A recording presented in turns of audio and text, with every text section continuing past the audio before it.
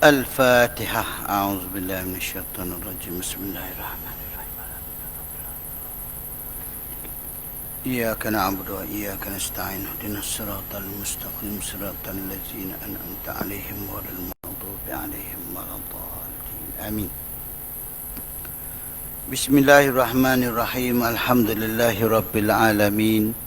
أفضل الصلاة وأتم التسليم على خير الأنبياء والمرسلين وعلى آله وصحبه أجمعين.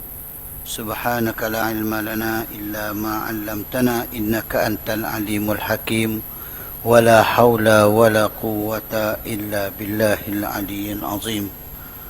اللهم أخرجنا من ظلمات الوهم اللهم أخرجنا من ظلمات الوهم وأكرمنا بنور الفهم وافتح علينا بمعرفة العلم وسهل أخلاقنا بالحلم واجعلنا من الذين يستمعون القول فيتبعون أحسنه. أولئك الذين هداهم الله وأولئك هم المفلحون. آمين يا رب العالمين. السلام عليكم ورحمة الله وبركاته. Alhamdulillah, syukur kepada Allah Subhanahu wa taala, nikmat sihat, afiat dapat kita bertemu dan tadi sebahagian daripada sahabat-sahabat ahli jemaah kita dapat berbuka bersama puasa mereka. Mudah-mudahan menjadi amalan makbulah, dan yang tidak berpuasa maka dia juga dapat angin-angin berkat tu insya-Allah. Dan tuan-tuan dan puan-puan yang dikasihi sekalian, umum saja Nabi SAW dakwah dia, bila dia mula dakwah secara terang-terangan, dia himpun semua adik-beradik dia bagi explain kepada mereka tentang tugas dan tanggungjawab beliau sebagai seorang Rasul, untuk ajak mereka semua mengabdikan diri kepada Allah yang Esa di Bukit Safa. Maka mulalah peperangan secara terang-terangan daripada musuh-musuh Islam terhadap baginda Rasulullah SAW, bertali arus, tak pernah lengkang. Selama berjalan macam tu selama 10 tahun. Dan masa tu dalam tempoh 10 tahun Nabi berdakwah, Nabi ada kekuatan. Selain daripada kekuatan rohani yang Allah Subhanahu wa taala berikan kepada beliau sebagai seorang nabi, beliau juga ada kekuatan defense, luaran, sokongan yang padu daripada dua orang yang cukup rapat dengan beliau. Satunya keponakannya Abu Talib, dan satu lagi isteri beliau. Dan mereka inilah yang duk bagi support kepada baginda Rasulullah SAW. Sampai Nabi nak jadi Nabi pun nak tahu kata dia dilantik jadi Nabi. Perjuangan beliau berdepan dengan mihnah dan berbagai-bagai ujian adalah bantuan daripada isteri beliau. Ketika Nabi balik daripada menerima wahyu di Gua Hira, dia nak minta supaya Nabi ni dia selimutkan dia. Zamiluni, zamiluni. Khadijah dia tak takak banyak dah, dia terus selimut Nabi. Kok lah dia nak kata padam muka api juga kan, dia nak marah tak. Lepas tu bila dah Nabi segar elok dah, dia tanya Nabi. Maka Khadijah ni dia ada knowledge, dia pun ajak Nabi bertemu dengan pak penakan dia, beliau Waraqah. Jumpa dan tanya. Waraqah ni walaupun dia orang Quraisy, tapi dia dekat dengan orang-orang Yahudi masa tu, Ahlul Kitab. Dia belajar dengan mereka ni. Jadi Waraqah ni pun cerita kepada Nabi, hak mai kat hang ni, dan lembaga ini juga pernah datang kepada Musa dulu dan dipanggil Namus. Dan sebenarnya berita yang datang ini, kamu akan menjadi lasya'nun azim, kamu akan pegang satu jawatan yang besar, dan kerja kamu ni, tugas kamu ni tadi sampai ke peringkat kaum kamu akan keluarkan ligan kamu keluar daripada negeri kamu ini. Lalu Nabi kata apa? Awa mukhrijiyahum, adakah mereka nak halau aku kalau aku ajak habaib pun? Kata Waraqah, yes, pasal badak mesti mereka akan ligan kamu. Kamu tunggu satu hari nanti, tapi kamu jangan peduli. Dan kalau aku pun ditakdirkan hidup, aku akan menjadi minal awwalina sabiqina amanna bik. Aku akan menjadi orang yang pertama beriman dengan kamu, wahai Muhammad. Tapi dia pun duduk tak lama, mati. Dalam tempoh itu dia mati. Bila dia mati tak apa, Nabi tu kan dakwah dia, dan disupport full oleh Khadijah dan Abu Talib. Abu Talib pun macam mana hampa mai pun, aku tak serah anak nakan aku ni. Dan Nabi berdakwah, akhirnya orang kuat ini mula-mula Abu Talib. Allah Ta'ala ambil dia. Bila Abu Talib diambil oleh Allah Subhanahu Wa Ta'ala dalam keadaan tidak sempat beriman ke dengan Nabi SAW. Duk ikut Nabi tu ratarah, duk bela Nabi tu di semua tempat. Tiba-tiba dia mati kufran, dalam keadaan kufur. Dan tak apa dia mati dalam keadaan kufur, Nabi sedih. Sehingga Allah Ta'ala turunkan ayat, innaka la tahdi man ahbabta walakinnallaha yahdi man yasha. Han tidak boleh bagi petunjuk siapa yang kamu nak, tapi Allah Ta'ala boleh bagi petunjuk hidayah kepada siapa yang dia nak. Tu bukan kerja kamu nak bagi petunjuk. Clear jalan. Lepas tu 2-3 hari, 2-3 bulan pula, mati pula bini dia.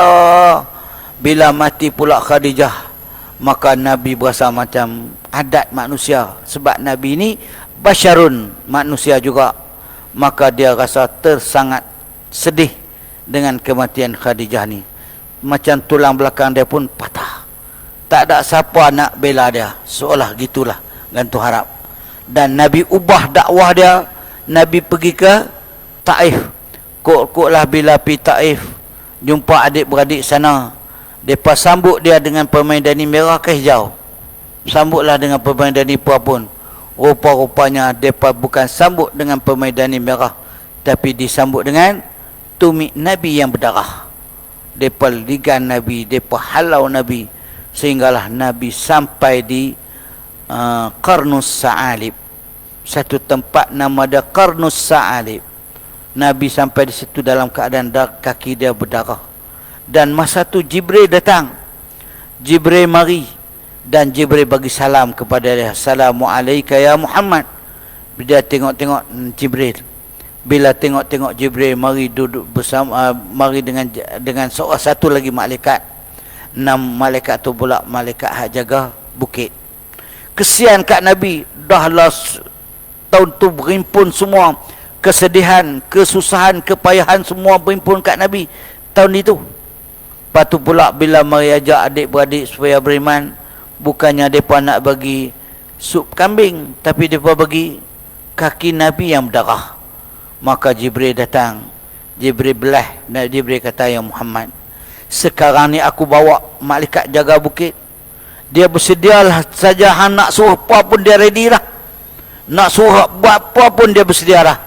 Kok-koklah kamu nak suruh dia malaikat ni angkat bukit Taif ni, hampuk atas orang-orang Taif ni, maka dia ready dah. Kalau kita macam mana? Kalau kita tengah letih macam tu, kalau tu imam pun kan, nah dia pun tu imam pun molek ya, clear kan. Bila suruh macam tu, Nabi kata nahi hai, kallah, jangan ambil tindak sekarang. Tindakan jangan ambil kepada mereka sekarang. La'alla asla bihim, mungkin mereka tu tak pangkah kita, tapi mungkin anak beranak mereka nanti pangkah kita. Pangkah pula no. Kalau tok wan mereka, kalau ayah-ayah mereka, tok mereka ni kerah pedai lihat urat, tak boleh berubah. Tapi jangan takut, satu hari nanti anak-anak muda mereka yang keluar daripada surbi mereka akan bersama dengan kita. Kamu jangan bimbang. La'alla min aslabihim. Maka di sinilah Nabi terkenal dengan Nabi Rahmah. Nabi membawa rahmat. Iaitu Nabi Muhammad sallallahu alaihi wasallam. Jadi itulah kita, jangan tergopoh apa. Kalau kita ajak-ajak cakap-cakap sikit, belah balik contohnya kan. Kita dah cakap sedap-sedap, tahu-tahu dia belah balik. Aku tak mau dengar ustaz ni politik. Marah. Kita jangan susah hati. Mungkin dia tak boleh dengar, satu hari nanti kita doa moga-moga cucu, cicit, cok-cek dia akan dengar juga perjuangan ini. Itu dakwah Nabi. Teruskan. Nabi pun balik. Ni cerita ni nak beri cukup masuk insya nak mengerti ni. Laju sikit malam ni. Dengar beri lolok. Kalau saya laju 120, tuan-tuan kena dengar 130. Buka dengar. Bagi laju sikit tangkap. Boleh kau nak? Jadi tuan-tuan, Nabi pun balik sampai pula di Qarn Sa'alib tadi dah berlaku dah peristiwa tu. Nabi pun balik sampai ke Mekah pula, tak boleh masuk, pasport tak ada, depas kad pula dah. Dan masa tu ni bila dah Nabi tak boleh masuk, ada dua orang, satu keluarga orang kafir, tapi depa ni kesian belah kat Nabi, depa jadi penjamin untuk Nabi masuk ke Mekah. Bagi kelabu mata-mata puak-puak Quraisy tadi, Nabi pun balik boleh masuk ke Mekah. Dan balik pula Nabi tidur rumah siapa?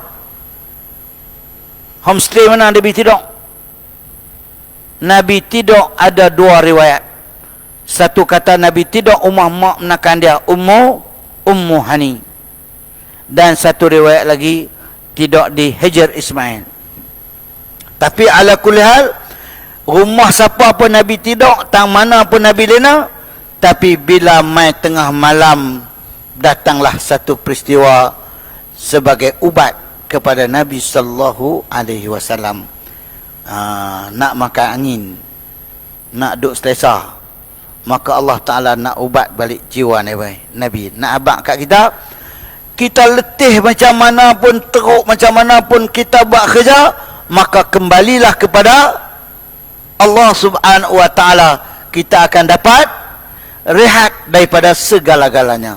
Tapi kalau kita buat kerja letih tara mana pun, kita kembali kepada kederat kita, maka kita tak akan jumpa penyelesaiannya. Bahkan kita akan jumpa letihnya saja. Tapi bila nak jumpa Allah Subhanahu wa Ta'ala, insya-Allah segala-galanya akan selesai. Maka sebab itulah Allah Ta'ala pun mula cerita tentang Isra Mi'raj ini dengan apa?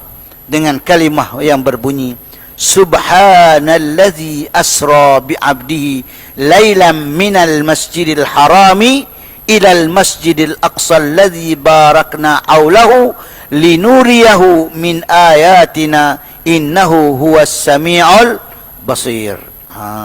Subhanallah. Ini ubat. Munajat, Mi'raj. Kita menghadap Allah Subhanahu wa Ta'ala. Apa-apa pun kesepitan yang kita berlaku, kesusahan yang terjadi, kekusaran yang berlaku kepada diri kita, sebelum jumpa Dr. Ilyas nak pergi ambil Panadol kat dia, maka hak mana dulu kita mulakan? Mulakan dulu dengan Subhanaka ya Rabb. Subhanak. Bila hatu masuk kat diri kita, insya-Allah kita akan terubat. Kita akan tenang. Kita akan selesa. Tapi kalau balik-balik, Panadol, mana Panadol? Semua cerita makan-makan tak lega. Haram aku. Mula bunyi. Pasal apa? Pasal jadi kita berkalih angin daripada bergantung kepada Allah, bergantung kepada ubat. Ni bahaya. Bukan tak boleh ambil, boleh ambil. Ubat apa pun nak ambil lah. Ikhtiar yang kita lakukan. Nabi pun bila dah keadaan macam tu, dia tidur di situ bersama dengan keponakannya, dua orang depa kiri kanan. Maka masa di Hajar Ismail ataupun di rumah Ummu Hani tadi, kalau rumah Ummu Hani dia mari daripada atas, atap. Lepas tu kalau daripada Hajar Ismail, maka Hajar Ismail tu tak ada atap. Jadi malaikat mengambil dia, Jibril datang dengan Mikail, datang dan bawa Nabi sallallahu alaihi wasallam pergi ke Kaabah. Macam mana kita tahu, fasyaqqa sadrahu, dada dia dibersihkan, dioperate dan keluarkan segala apa yang tak elok. wak terbit belaka. Antara wak keluar ni apa dia? Disebut bahawa wak keluar tu sarang syaitan. Sarang ya. Ibu syaitan dah. Pak mak keluarga syaitan dah lah tu.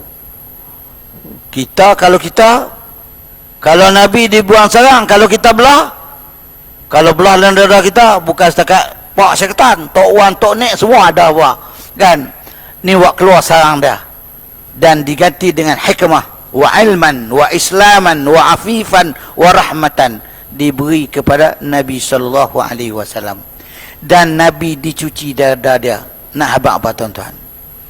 Nak habaq kat kita bila nak menghadap Allah Subhanahu Wa Taala, nak jadi orang baik, orang yang soleh, orang yang muttaqun dan bertakwa, kita kena suci dulu.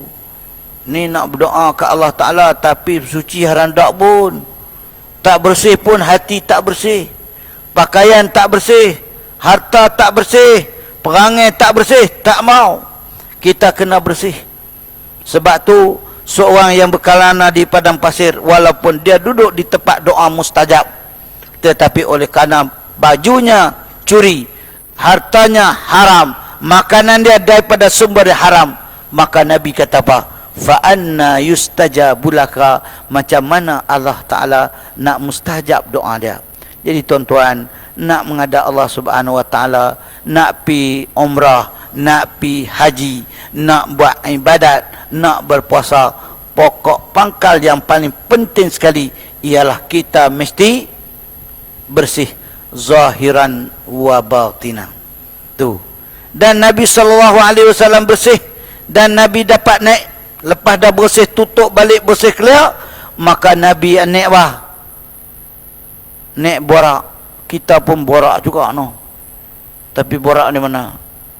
Kedai es krim. Borak itu.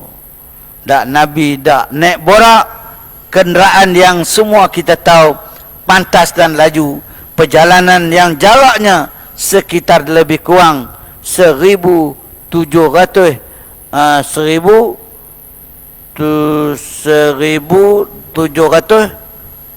kilometer kah? Saya pun lupa. 1,700 1,000 lebih kilometer perjalanan. Nak pergi pada Mekah, nak pergi ke Baitul Maqdis tu, hak duk perang lah ni, hak duk riuh rendah ni. Nak pergi ke Masjidil Aqsa, cuba tuan-tuan bayangkan, nak pergi malam tu, naik pula bukan naik Mercedes, naik apa? Naik borak, kenderaan para malaikat dan para anbiya, para nabi-nabi yang Allah Ta'ala berikan kepada mereka. Bahkan ada yang menyebut bahawa itu adalah kenderaan Nabi Ibrahim alaihi salam. Bila naik, Nabi sampailah ke Masjidil Aqsa. Bila sampai ke Masjidil Aqsa, dia tambak bola di mana? Di dinding, ataupun dipanggil sahatul borak, halaman borak ataupun dinding borak.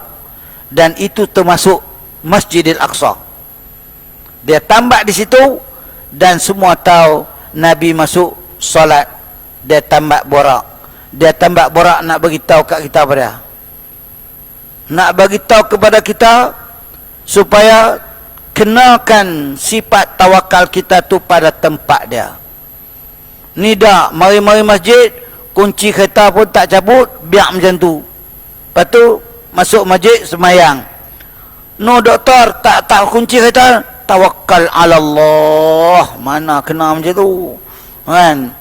Tengok-tengok motor pun tak cabut kunci juga. Pasal apa? Dah main masjid, orang baik-baik belakang. Jadi jawab dah, tawakal ala Allah. Tu bukan tawakal, tu nama tawakul. Hanya berserah lagu tu. Kita nak memang kena tawakal, kena serah kepada Allah bila kita buat sesuatu. Tetapi sebelum bertawakal, siapkan dulu apa yang patut kita siapkan. Kunci kita cabut, hak perlu kunci kita kunci. Ni tinggal tidur malam, rumah pun tak tutup lah. Pasal apa? Pasal kita duduk dalam kerajaan Islam lah ni, kan? Kerajaan Islam yang hebat. Nama kerajaan apa? Kerajaan Madani. Hebat tak? Madani hebat tak? Jadi aman semua. Contohnya, pintu pun tak payah kunci, tak payah tarik bak. Hak tu kena kawak masuk, biar kat dia. Dia kena tutup dulu, kena kunci dulu. Tu antara hikmah yang kita ambil daripada Nabi tambat borak antaranya. Dan Nabi bertemu dengan semua Nabi-Nabi yang mari bersama dengan Nabi solat di Masjidil Aqsa. Hak Nabi kenal, Nabi kenal. Hak Nabi tak kenal pun Nabi layan, sambut Nabi SAW. Dan mereka berkumpul, kata ulama, ialah untuk menyatukan satu kesetiaan, iaitu menyatakan bahawa ketua segala Nabi-Nabi ialah Nabi Muhammad SAW. Dah selesai solat, maka Nabi SAW pula dia pun nak mi'raj, nak naik ke langit. Sebelum tu semua tuan-tuan tahu, saya hanya peringat saja cerita tu supaya walaupun berulang kali kita diingatkan dengan cerita ini, tapi manafi' kemanfaatannya kita ambil supaya kita tidak jadi manusia yang lemah. Bila dah mari-mari pula Jibril pula hidang kepada beliau 2 minuman, 1 arak, 1 susu. Tuan-tuan pilih apa? Pilih apa? Susu. Betul ke? Jadi dia pilih susu. Bila dia tulis susu, pilih susu, Jibril kata apa? Hudita ya Muhammad, ikhtartal fitrah. Kamu telah memilih satu agama yang fitrah, iaitu agama Islam. Agama Islam kita ni agama yang fitrah, agama yang sesuai dengan kehidupan kita, sesuai dengan aktiviti kita, sesuai dengan muamalah kita. Tu makna fitrah. Tak ada yang tak kenal dengan Islam ni buat untuk menzalimi diri kita, tak ada. Ikhtartal fitrah. Tapi kalau ambil arak, Jibril kata la ghawaita la futinta. Kalau kamu ambil arak, kamu akan difitnah, kamu akan memilih agama fitnah, maka kamu akan jadi, umat kamu juga akan menjadi umat yang terumbang-ambing, tak tawan halal kalau kamu ambil arak ini. Dan Nabi sebut al-khamru ra'su kulli khati'atin. Arak itu adalah punca segala kejahatan. Punca segala kejahatan duk kat mana? Duk kat arak. Lagi mana duk boleh sumber daripada arak, maka selagi itulah kita pun tak tahu nak arah ke mana. Tu dia tuan-tuan, bahayanya arak. Dan akhir zaman kamu akan tengok Nabi kata apa? La yashrabunnal khamra wa yusammuna bi ghairi ismiha. Kamu akan tengok umat aku akan minum arak. Tapi ini minum air sejuk tuan-tuan. Bismillah. Kamu akan tengok di akhir zaman umat ini akan minum arak. Dan bila mereka minum arak, yusammunaha bi ghairi ismiha. Mereka namakan arak tetapi bukan nama arak. Maka sebab tu kita bersyukur sekarang ni tidak ada kedai arak, betul tak? Ada kedai arak? Di Kedah ada? Ada? Di Kedah seluruh Malaysia tak ada kedai arak. Betul tak doktor? Tak betul? Tuan-tuan jangan bakang saya. Ada ke tak? Tak ada. Tunjuk sekali saya, habaq main di taman mana ada kedai arak. Sekarang tak ada kedai arak kerana bukan lagi nama kedai arak, tapi nama kedai apa? Kedai bir, kedai minuman keras. Kalau tak minum itu lembek. Nama bukan nama arak, nama tua ada. Kan bukan nama arak. Sebab tu arak dia tidak dihukum berdasarkan kepada nama, tapi dia dihukum dalam Islam berdasarkan kepada penyebab ataupun penyakit illat yang ada kepada arak itu tadi, iaitu mabuk. Kullu muskirin, kullu sa'ilin, setiap benda yang cair yang memabukkan, maka itu nama dia arak. Tak kiralah minum apa pun, tiba-tiba makan pinang dengan sirih, mabuk, arak ada. Duk makan pinang, tua-tua kita lu makan pinang kan? Makan pinang bubur sirih, batu mabuk tak? Mabuk macam mana? Tapi dia mabuk sakat merah telinga, padah telinga. Lagi pula mabuk itu tak kira arak. Pasal apa? Pasal dia bukan cairan. Dia berkuat. Benda beku. Kullu muskirin khamrun, setiap yang memabukkan itu adalah arak, yakni yang cair. Kalau dan sebab itu setengah ulama mengharamkan kalau kita minum ayat sujud, kita angkat kata ni aku minum arak saja, nak belakang lagu tu pun, hak tu pun tak boleh. Tu belagak bangga dengan minuman keras tu tadi. Jadi di akhir zaman Nabi kata kamu akan tengok umat aku akan minum arak, dan nama arak tu tadi dengan nama yang lain, dan depa minum pula wa yakzifuna ala ru'usimul ma'azif, di samping minum arak tu pula bangga minum arak, dan dibunyikan pula muzik. Apa maksud? Banyaknya kedai-kedai yang mengidangkan arak, ada dengan penyanyi-penyanyi kelab dia, ada pula tu. Lepas tu Allah Ta'ala akan ubah perangai dia pak. Jadi pak, kal qiradata wal khanazir, bila minum arak perangai dia pula jadi macam kera dan babi dia. Apa tengok minum arak, dia mabuk, dia macam mana? Joget kau tu, jalan kau ni, hayu-hayang kau tu ni, dia jadi perangai macam apa? Macam kera. Tuan-tuan bisa tengok tak kera? Kera kalau dia kena luka macam mana? Kalau dia luka, ataupun kera kena belacan, ingat tak? Tu Imam, kita orang Tiban, tahu tak kera kena belacan macam mana? Kera kena, kalau kena luka, ada kawan saya, orang kampung saya, dia tahan jerat kera, dia guna semilu. Bukan semilu cinta, semilu buluh. Lepas tu kera tu kena apa? Cok kena tangan dia berdarah. Bila kena tangan dia berdarah, dia sapu lagi. Kena lagi dia sapu. Dia heran darah apa? Dia lagi sapu. Maka akhirnya darah dia semakin parah. Orang yang kena arak lagu mana perangai dia? Macam tu. Dia lagi nak buat benda hak dilarang, semua dia nak buat. Tuan-tuan balik kaji sendiri dah. Jadi Nabi SAW pun dia ambil susu. Lepas tu dia menyambungkan perjalanan dia. Sampailah Mi'raj. Perjalanan daripada bumi naik ke langit. Nama dia Mi'raj. Naik melalui tangga. Naik dengan apa? Naik dengan kenderaan dia. Laju. Dan bila dia sampai di sana, ada setengah riwayat kata dia naik dengan malaikat begitu lah. Macam mana cara naik tak tahu. Borak dia duduk bawah ya. Wallahu alam. Ala kulli hal dia naik. Langit pertama dia berjumpa dengan siapa? Dengan Abul Bashar. Dan hebat dah duk tunggu Nabi SAW ni. Para nabi-nabi semua duk tunggu dah setiap langit. Hak yang mana Allah Ta'ala tentukan. Langit pertama jumpa dengan Nabi Adam AS. Malaikat Jibril ketuk pintu langit.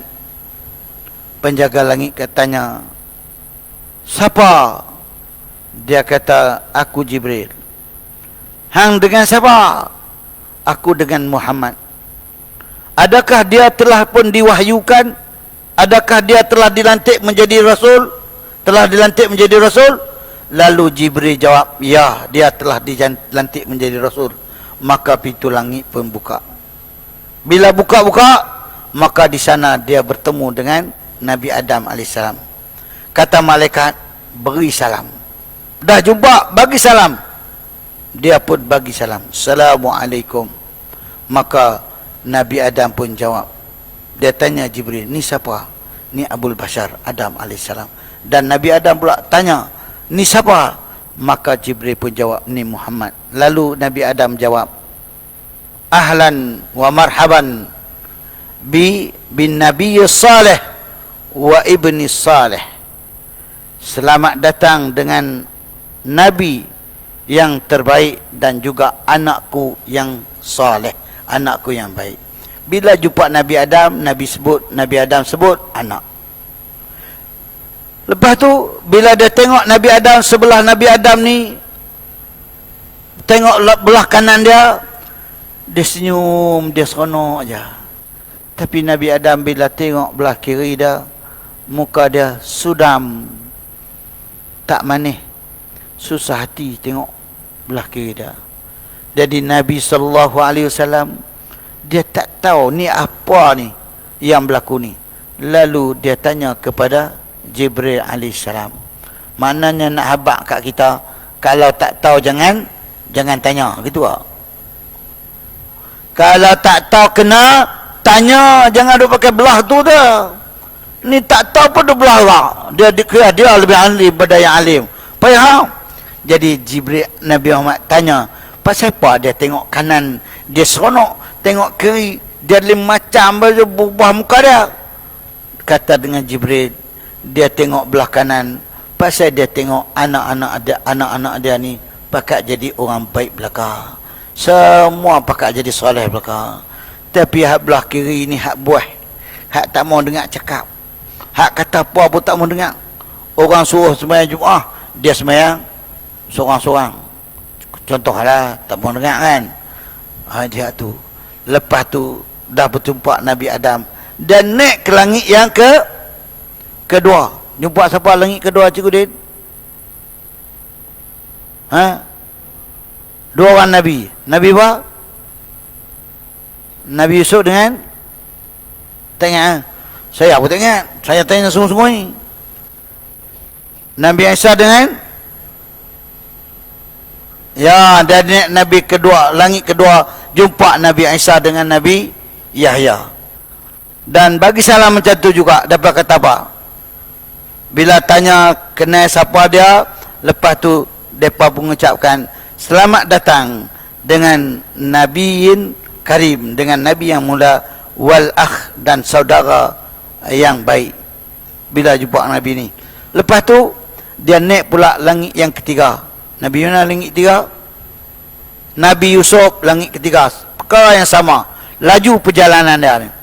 Lepas tu naik langit yang keempat, Nabi langit sampai langit yang keenam, jumpa dengan Nabi Musa alaihissalam. Bila jumpa dengan Nabi Musa alaihissalam pula, tanya siapa dia pun perkenalkan diri, sambut semua cukup. Lepas tu Nabi Musa Nabi Musa alaihissalam menangis. Tanya apa siapa menangis? Maka jawab dengan Nabi Musa alaihissalam, menangis kerana Nabi Muhammad ni Nabi akhir zaman. Tapi umat dia bukan tak ramai pun. Tapi umat dia lebih ramai daripada umat Nabi Musa alaihissalam. Lebih ramai daripada umat Nabi Musa alaihissalam. Sedangkan dia main lama kemudian. Jadi umat Nabi Musa pula sedikit. Dan Nabi Musa alaihissalam pun ucap kepada dia selamat jalan untuk naik ke atas, dan jumpa di langit yang ketujuh dengan Nabi yang rupa parahnya nak serupa dengan dia. Siapakah Nabi itu? Langit yang ketujuh Nabi mana?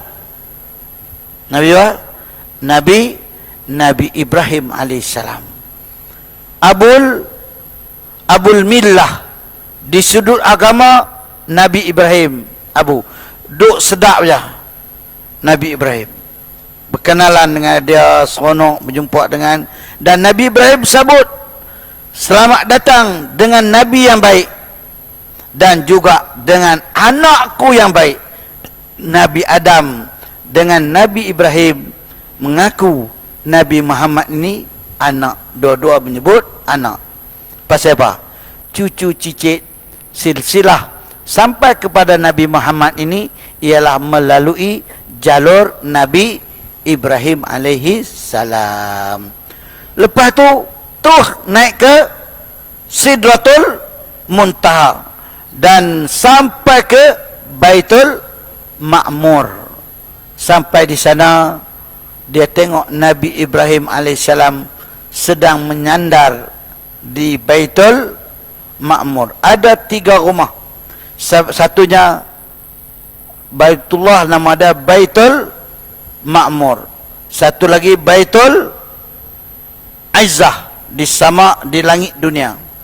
Patullah Baitullah di mana? Di atas bumi. Jadi Nabi sallallahu alaihi wasallam duduk dekat Baitul Ma'mur. Dia tengok Nabi Ibrahim alaihissalam ada. Adapun Jibril, dia boleh naik sekerat saja sampai ke Sidratul Muntaha. Dia tak boleh naik sampai atas lagi dah. Dan bahkan disebut Jibril alaihissalam bila dia berdepan dengan Allah Subhanahu Wa Taala, dia jadi macam kembo, takut dengan Allah Subhanahu Wa Taala. Tu walaupun Jibril ni malaikat yang hebat, ketua para malaikat. Dan Nabi pun bila berada di Baitul Ma'mur sana dan dia menghadap dengan Allah Subhanahu Wa Taala, ada juga riwayat menyebut dengan memulakan kalam dengan at-tahiyatul mubarakatus salawatut tayyibatu lillah, maka Allah Taala jawab apa? Assalamu alayka ayyuhan nabiyyu rahmatullahi wa barakatuh. Lepas tu sampailah akhirnya Allah Taala pun mengarahkan, memerintahkan dan memfardukan kepada baginda Rasulullah sallallahu alaihi wasallam berapa waktu? 50. Habis-habis dapat 50, Nabi pun terima, senang saja. Lepas tu dia turun sampai ke langit yang ke-6, bertemu dengan Musa alaihissalam. Nabi Musa tanya, Allah Ta'ala bagi perintah apa kang? 50 waktu. Hoi, umat hang tak larat. Takat pi minta kurang lagi. Salil khafif, minta dikurangkan lagi. Nabi pun ulang naik. Satu riwayat naik bertemu dengan Allah, Allah Ta'ala tudung kurangkan 10, jadi 50 jadi 40. Ada riwayat lain naik Allah Ta'ala kurangkan 5, tinggal semua 50, tinggal 45. Maka berulang aliklah 10 kali Nabi SAW, sehinggalah last kali tinggal 5. Tinggal 5 pun bila sampai di bawah jumpa Nabi Musa, janganlah kamu tak larat, minta kurang habis, kurang lagi bagus. Nabi kata apa? Aku tak naik dah, aku malu dah nak ulang alik. Sampai di muar pun tak larat, bawa ni macam mana? Maka Nabi pun terus turun ke bawah. Bila turun berjalan balik, satu riwayat dulu tuan-tuan dengar, orang duk cerita selalu perjalanan menuju ke Masjidil Aqsa dan hala ke arah naik ke langit. Tapi malam ni saya cerita kalih pula. Bila dia turun daripada langit, bertemu dengan Allah Subhanahu Wa Taala, maka di sinilah Nabi SAW dia ditayangkan kepada beliau dengan berbagai-bagai filem, hanya yang tak ada filem mak kilau sahaja. Macam-macam filem yang Nabi ditunjuk kepadanya. Antaranya Nabi turun ke bumi dan ambil borak balik ke Mekah. Dan Nabi sempat juga melihat antara masyahid filem-filem yang Nabi tengok ialah ada orang bercucuk tanam tak berhenti-henti.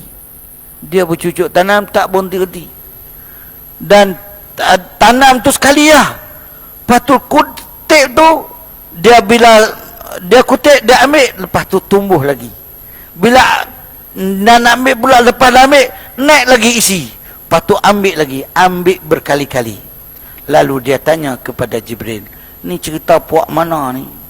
Inilah cerita orang-orang yang buat baik, orang yang mujahidun, orang yang berjuang di jalan Allah Subhanahu Wa Taala.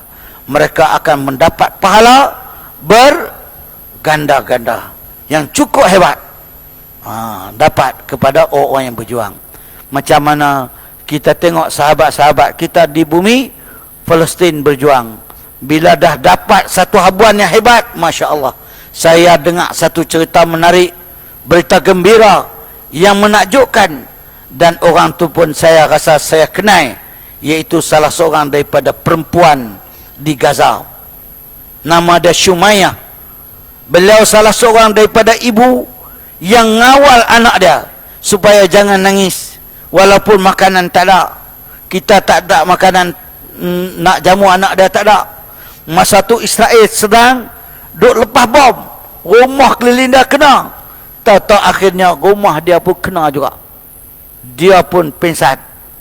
Sedang-sedang mereka bawa pergi dia ke hospital. Dan tangan dia pula hancur sebelah kiri. Dan tangan ni pula ikut perbuatan doktor di situ, tangan ni kena potong. Bila dia sedang-sedang daripada pingsan dia tadi, dia buka-buka mata, dia tanya apa? Dia tanya Putrajaya ke? Dia buka-buka mata, dia tanya, mana anak saya? Dia pahabang, doktor pun tak mau habang bagi dia kejut. Dia pahabang kata, anak puan ada di bilik sebelah. Ada di sebelah sana. Pada anak dia ni dua-dua anak dia ni tiga-tiga telah pun syahid. Mati semua dah. Lepas tu, dia pahabang kat dia, puan, kok mana pun tangan puan ni kena potong. Dan nak potong, kita tidak ada ubat bius. Kena potong mentah-mentah. Doktor yang duk potong orang tu, kalau potong mentah-mentah sanggup tak? Ni nak potong mentah-mentah. Lalu Shumayyah ni kata apa? Dia kata, kalau doktor, kalau dah tak potong lah, hacoy. Bila dia kata, kalau nak potong, boleh berikan saya Al-Quran. Berikan saya Al-Quran, kitabullah. Dia minta, mereka bagi kat dia. Dia kata, masa saya baca Quran lagi, silakan potong.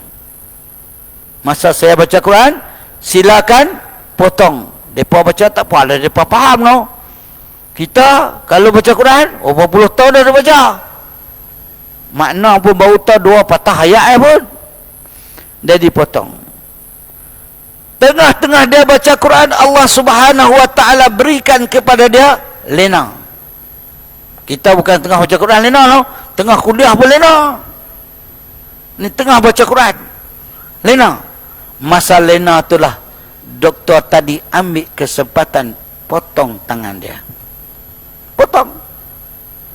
Potong duk tak lama, dia sedang tangan dia dah clear semua, dah dia buat.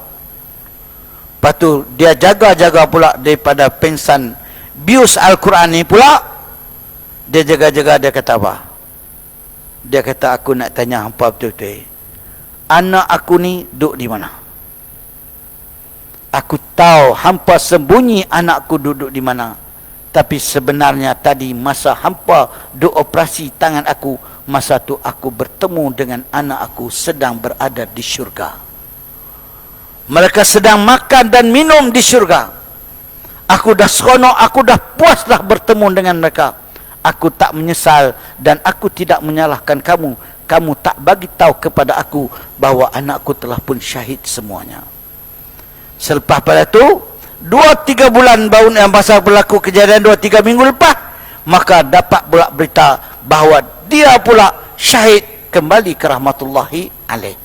Itulah salah seorang daripada perempuan yang ditunjuk kepada dia Raudhatun min riyadil jinan, satu taman daripada taman-taman syurga yang begitu hebat sekali. Sebab mereka dah nampak. Sebab tu mereka semangat untuk menentang manusia Sohayinah, Zionis yang jahat itu, yang laknatullahi alaihim. Jadi tuan-tuan, Nabi pun turun. Cerita lah jauh Aruna. Lepas tu Nabi juga di sana bertemu, ditunjukkan juga bagaimana azab, siksaan orang-orang yang melakukan maksiat, orang-orang yang melakukan benda-benda yang dilarangkan oleh Allah Subhanahu wa ta'ala. Antaranya orang yang makan daging busuk diutamakan daripada makan daging yang bersih. Agak-agak tu siapa dia? Siapa Cikgu Din? Ni no. Iaitulah orang-orang yang ada bini, dia tak rasa cukup, sedangkan dia berselingkuh lagi dengan orang lain, ataupun dia melakukan hubungan dengan orang lain dengan cara yang tidak halal. Itu dia tengok.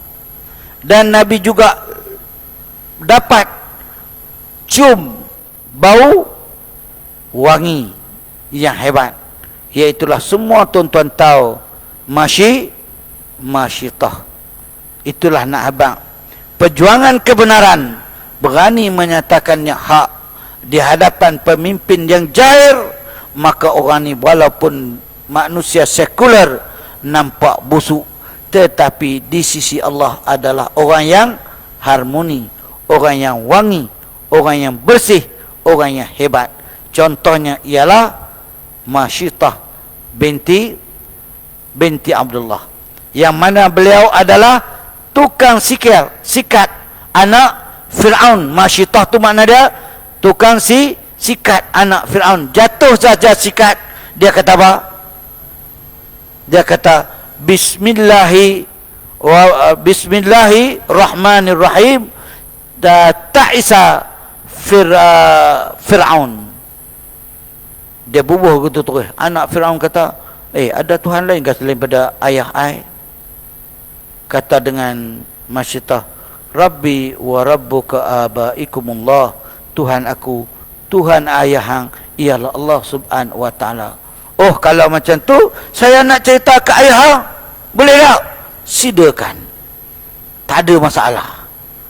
Dia pun pergi habaq sungguh. Habaq Fir'aun suruh usik sikit, herdik sikit. Dia pun habaq habis. Bila dah macam tu, dia tak berubah. Kok lah dia tukang, baik hang berubah kan? Baik hang tarik balik. Kalau tak tarik balik, hang akan diseksa. Kita tak. Lebih baik hang tarik balik. Hang sokong aku. Kalau sokong aku dapat bagi balik kang. Tu yang sokong aku. Kan? Tu dia dapat balik. Tapi hak ni dia usik, patah balik. Tapi Masyitah ini telah pun mendapat nurul iman, keimanan yang mantap, tak berubah dah. Hang buat mai lah usik macam mana pun, nak bakar kan, nak bunuh semua, laki dia, anak dia, semua akan dibunuh. Disediakan kawah panas, diisi dengan air panas. Ada riwayat kata minyak panas, bubuh bakar situ. Mula-mula bubuh orang yang dicintai oleh Masyitah. Siapa dia?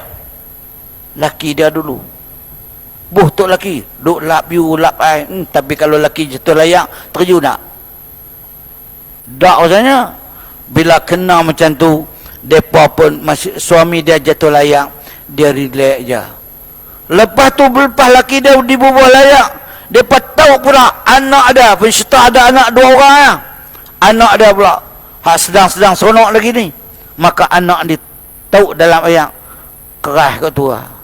Dia pun tak boleh kata apa. Lepas tu ada anak yang masih lagi menyusu. Macam mana ni? Ia taraddad, menyebabkan dia pun ragu-ragu. Nak buat macam mana ni, nak buat macam mana, nak terjun ke tak terjun, nak tukang ke, nak sokong ke tak sokong, nak tukang ke tak tukang, nak buat macam mana ni? Kalau tuan buat macam mana? Sokong. Ni yang payah ni. Kan?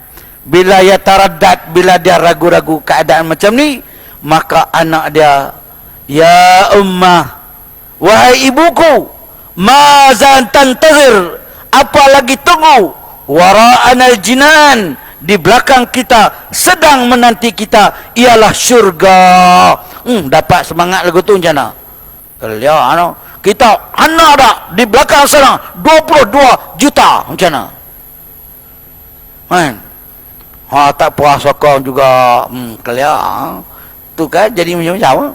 Jadi tuan-tuan, bila dah keadaan macam tu, Masyitah pun macam mana kita tahu, dia pun terjun dekat dengan anak-anak dia dalam ayat tadi. Dan sebelum bila Fir'aun buat tawaran, hang patah balik kepada agama asal, maka kami akan selamatkan kamu. Masyitah kata apa? Labbaik. Bukan tok lebay. Labbaik, ya. Cuma saya nak minta satu saja. Kalau saya mati, ditakdirkan apa yang kamu nak buat ni berlaku, maka saya setuju dan saya terima. Tapi saya nak minta satu saja.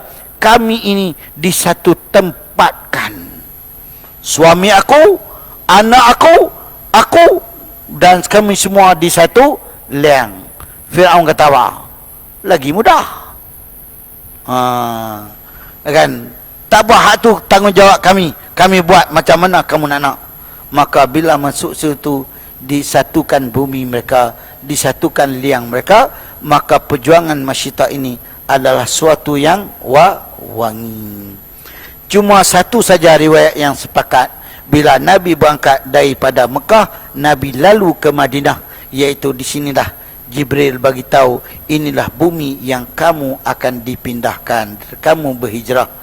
Itulah Madinah Al-Munawwarah. Nabi pun balik. Sampailah di Mekah. Bila Nabi sampai di Mekah, Nabi buat apa? Dia kena tanya, bau tak boleh lena, tidak? Kalau saya duduk seorang saja, ada duduk menyenggut lah. Balik sampai Mekah, Nabi buat apa? Dia tahu Nabi buat apa, dia tahu? Tak tahu. Ni apa Cikgu Din? Cikgu Din kata, silap aku main mana ni. Tak main, tak apa. Main kena tanya. Dah. Balik macam kita balik lepas subuh, kita buat apa?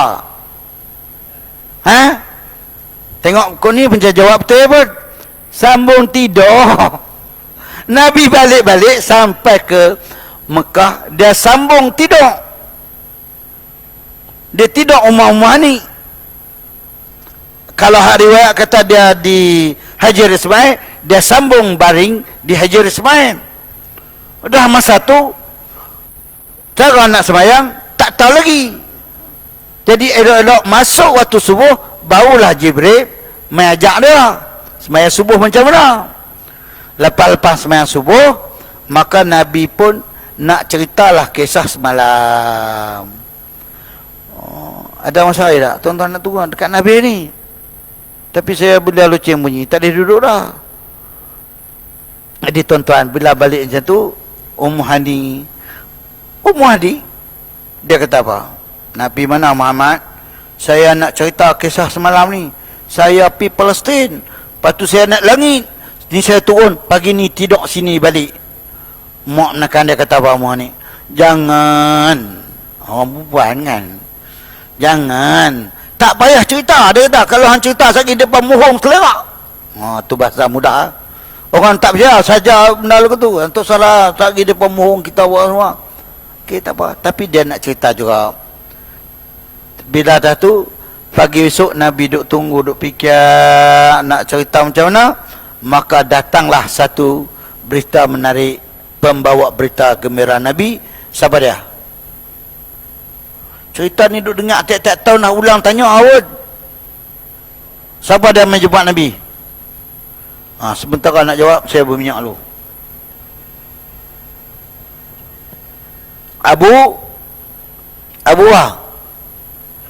Abu Jahal. Abu Jahal mai tengok Nabi Muhammad, ada cerita baru ke nak abang korang? Nabi kata ada cerita baru. Apa dia? Duk fikir ni. Semalam ni I pi Masjid Al-Aqsa. Lepas tu pagi ni ada sini balik. Abu Jahal pun mudah. Tak apa Muhammad, hang nak tak aku himpun orang semua supaya mai sini hang cerita ni. Dia seronok, dia nak bercerita. Sebab dia anggap bahawa inilah peluang untuk orang semua tak percaya dengan Nabi SAW. Dia panggil ketua, geng-geng panggil Abu Jahal macam tu lah. Dia sebab macam-macam. Tengok dia ni nak berjuang Islam, tapi buat macam ni, dia nak perburuk. Ada poin kat dia, dapat kat dia. Tapi dia tak tahu ada kuasa yang maha hebat. Abu Lahab tadi dia seronok. Kalau dia boleh himpun orang, Nabi boleh cerita kisah ni semua orang akan berdekah-dekah gelak kat dia. Okey. Nabi kata kalau anak panggil depa, pergi. Kawan duk biasa main dalam kelab lama dah. Dia pun pergi himpun orang-orang Quraisy semua pakat main berkumpul di depan dengan Kaabah. Dia pun himpun.